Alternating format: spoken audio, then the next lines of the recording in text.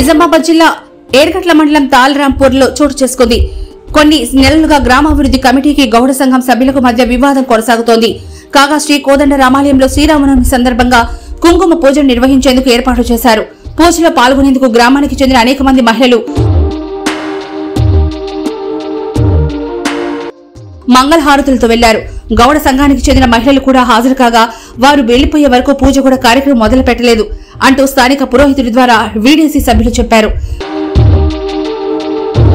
వీడీసీకి గౌడ సంఘానికి మధ్య వివాదం ఉంటే తమను అందులోకి లాగే దేవుని సేవకు దూరం చేయడం ఎంతవరకు సమంజసమని ప్రశ్నించారు. వీడీసీ సభ్యులపై ఏర్గట్ల పోలీస్ స్టేషన్లో ఫిర్యాదు చేశారు. కేసు నమోదు చేసి విచారణ చేపట్టినట్లు ఎస్ఐ రాము వెల్లడించారు.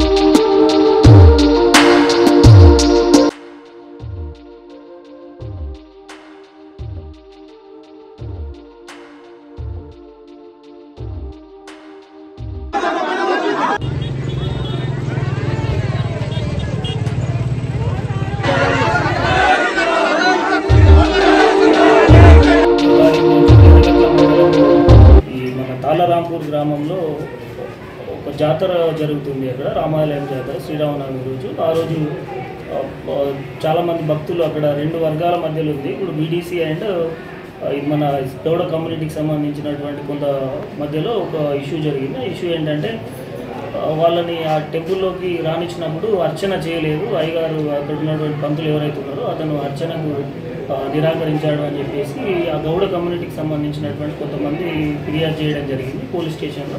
దాని మీద 5వ తారీఖు రోజు మేము ఎఫ్ఐఆర్ చేయడం జరిగింది. ఆ ఎఫ్ఐఆర్లో వీడీసీలో ఎవరైతే యాక్టివ్ ఉన్నారో వాళ్ళ పేర్లు యాడ్ చేయడం జరిగింది. 4 మీద కేసు నమోదు చేయడం జరిగింది 5వ తారీఖు రోజు.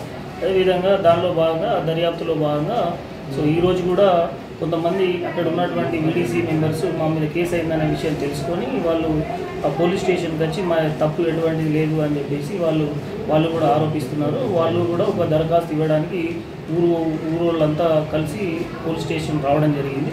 ఇక్కడ వాళ్ళ తప్పు లేదని చెప్పేసి దరఖాస్తు ఇవ్వడం జరిగింది. దాని మీద కూడా విచారణ చేస్తామని చెప్పేసి వారికి నమ్మించి చెప్పడం జరిగింది. వాళ్ళు ఇప్పుడు ఈ విషయంలో దర్యాప్తు చేసి పూర్తి వివరాలు తర్వాత చెప్తామని చెప్పేసి వాళ్ళకి చెప్పడం జరిగింది.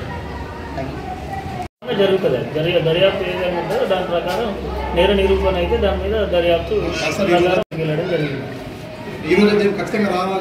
అట్లాంటివి ఏం జరిగింది, అది మిస్కమ్యూనికేషన్ వాళ్ళ వల్ల జరిగినటువంటిది.